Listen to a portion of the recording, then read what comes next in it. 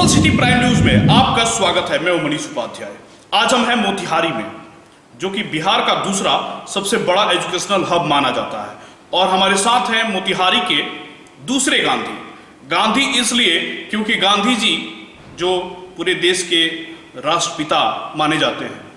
गांधी इसलिए क्योंकि वो भी चंपारण आए थे। सबसे पहली बार चंपारण आए थे और लोगों के बीच आज़ादी की अलख जगाने का काम उन्होंने किया था। आज़ादी के लिए लोगों को प्रेरित करने का काम किया था। और यहाँ एसटीसी के संचालक सुबोध सर गांधी इसलिए क्योंकि ये भी कहीं दूसरे से यानी कि जहानाबाद से चलकर चंपारण आए हैं और चंपारण के युवाओं के बीच, चंपारण के लोगों के बीच सारी नौकरी का आस और उसका अलख जगाने का काम किया है। सुबोध सर आपका बहुत बहुत स्वागत है हमारे चैनल पे। चलिए, आपका भी बहुत बहुत धन्यवाद। ऐसे जहानाबाद के थे, अब तो सब कुछ हमारा मोतिहारी का हो गया है। इवन वोटर आईडी कार्ड, घर, अब तो हम यहाँ के हो गए। बहुत बहुत स्वागत है सर आपका हमारे चैनल पे और हमारे चंपारण में भी। पहला सवाल होगा कि आपने चंपारण ही क्यों चुना? क्योंकि पूरे भारत आपके लिए खुले थे, आप कहीं भी जा सकते थे और कहीं भी अपना एक इंस्टीट्यूट खोल सकते थे और वहाँ के लोगों को शिक्षित करने का काम कर सकते थे और वहाँ के युवाओं में सरकारी नौकरी भरने का काम जो आप करते हैं वो कर सकते थे। लेकिन आपने चंपारण ही क्यों चुना? चंपारण को हम नहीं चुने, पहले हम जानते भी नहीं थे। हम पटना में एक बहुत बड़े टीचर हैं, उन्हीं के यहाँ बुक लिखन काम करते थे। तो एक यहाँ के प्रसिद्ध शिक्षक हैं श्री प्रहलाद सिंह, जो इंग्लिश पढ़ाते हैं, उन्हीं से मुलाकात हुई। वो बहुत बार बोले चलिए चलिए चलिए। एक दिन आ गए तो यहाँ पर एक कोचिंग खुल गया और पहला दिन ही बहुत लोग आए। और पहला दिन ही सपोज करिए कि हम उसका एक टेस्ट दिए और टेस्ट में पास कर गए।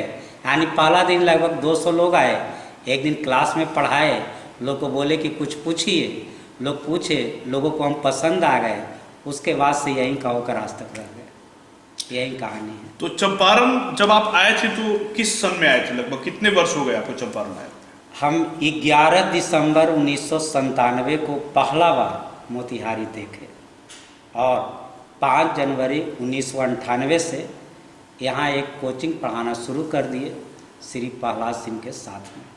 यही कहानी। जब आप शुरू किए थे उस वक्त की शिक्षा व्यवस्था कैसी थी यहाँ चंपारण की? हाँ, उस समय लोग को देखते थे। 1-2 कोचिंग यहाँ भी थे, लेकिन लोग बेतिया पढ़ने जाते थे, पटना पढ़ने जाते थे, समस्तीपुर पढ़ने जाते थे, दरभंगा पढ़ने जाते थे। लेकिन धीरे धीरे कुछ वर्षों बाद वो सारे जगह से, करीब 10 जिला से लोग यहाँ आने लग गए। और हम कोशिश किए कि अमीर गरीब सब तरह के लोग को पढ़ाने का कोशिश किए। और सबसे बड़ा जो हमारे पास समस्या आ रहा था वो आ रहा था गर्ल्स का। गर्ल्स लोग कोचिंग में पढ़ने आते ही नहीं थे। गर्ल्स लोग के मन में था कि कंपटीशन का तैयारी हम लोगों से थोड़े होगा। तो बीच में हम क्या किए कि उन लोग जो ही आते थे, अब पहला हमारा कर्तव्य था कि उनको किसी तरह पास करवाया जाए। तो सबसे बड़ा दिक्कत क्या था? पहले सेंटर, यदि आप मान लिया जाए कि पटना भरे तो सेंटर पटना से इधर होता ही नहीं था। आप मान लिया जाए कि मुंबई भर दिए तो आपको मुंबई जाकर के एग्ज़ाम देना पड़ता था। तो हम जो है कम से कम पटना लोग का सेंटर दिलवाते थे और खुद से गाड़ी रिजर्व करके अपने साथ जाते थे और लड़कियों को एग्ज़ाम दिलवाते थे। लगातार लड़की लोग का रिजल्ट आना शुरू हो गया। अब हमको छोड़ देना पड़ा। अब सारे गार्जियन लोग तत्पर हो गए और लड़की लोग का रिजल्ट बैंक में आना शुरू हो गया और वहीं से सब कुछ ठीक ठाक हो गया। चंपारण की जो शिक्षा व्यवस्था है जिसकी हम बात कर रहे हैं, तो यहाँ पे सबसे पहले जो छात्र आते हैं वो 10th पढ़ते हैं, 9th पढ़ते हैं, 10th पढ़ते हैं, 11th 12th पढ़ते हैं, ग्रेजुएशन में जाते हैं, तब आपके पास एडमिशन लेते हैं। तो आप ऐसा कौन सा जादू करते हैं छात्रों पे?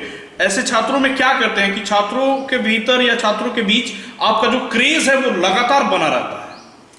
देखिए, पहले ऐसा नहीं था। पहले लोग ग्रेजुएशन करते थे तब पढ़ने आते थे, लेकिन बीच में जब लोग को सफलता मिलने लगा, अभी भी जितने भी ज़िले हैं रेलवे में खासकर सबसे ज़्यादा नौकरी चंपारण से ही हुआ।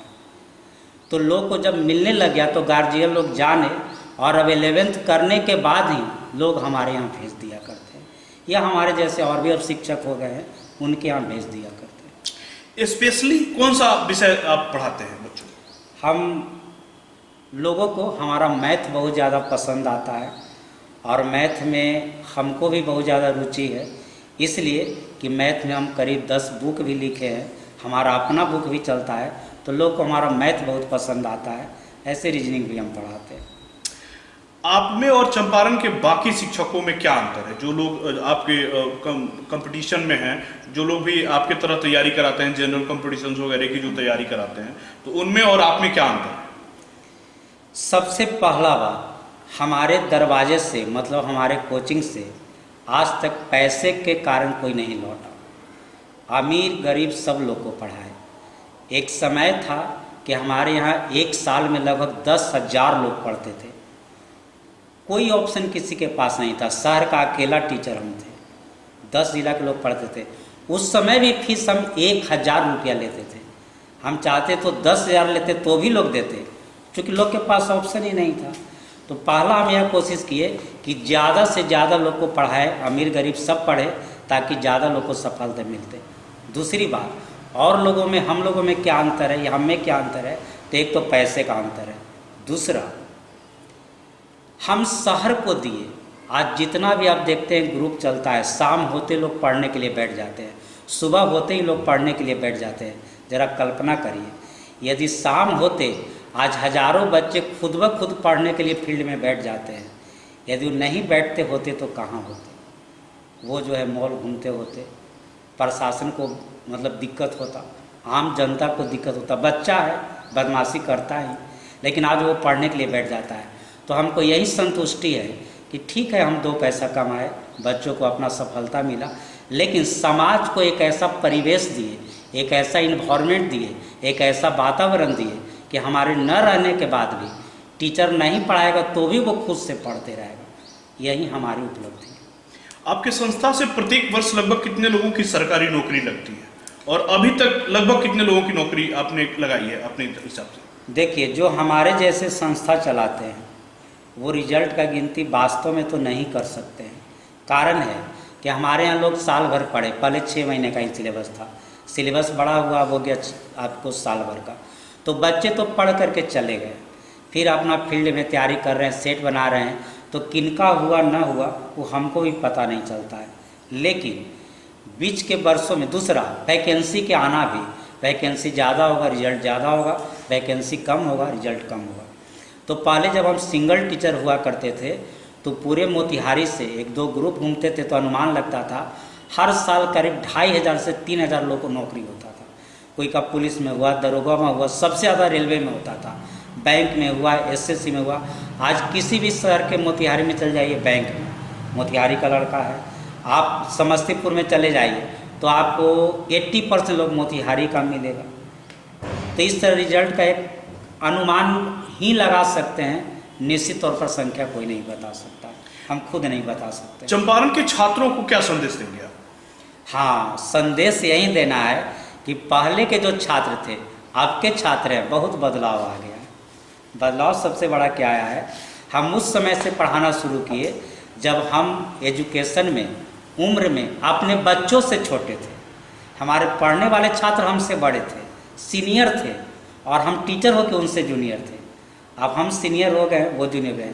तो पहले के बच्चे थे कि जो कहते थे वो करते थे। आज के कुछ बच्चों में देखते हैं, बच्चे ही टीचर को आजकल गाइड करते हैं, सर ऐसे पढ़ाइए ना, सर ऐसे करिए ना। अजीब हाल है।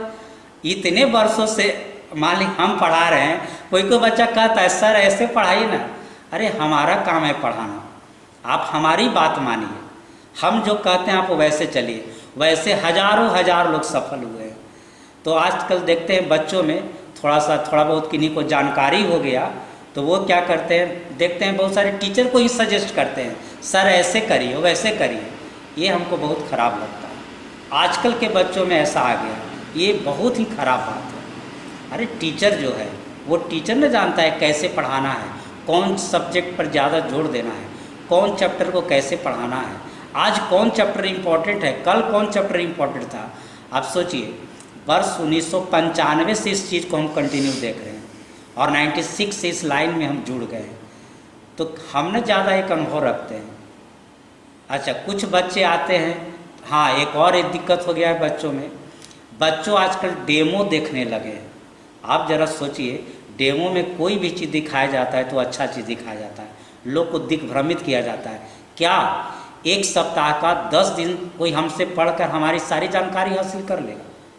हो सकता है कि वो 10 दिन खूब अच्छा पढ़ाते हों और बाकी दिन अच्छा नहीं पढ़ाते हों।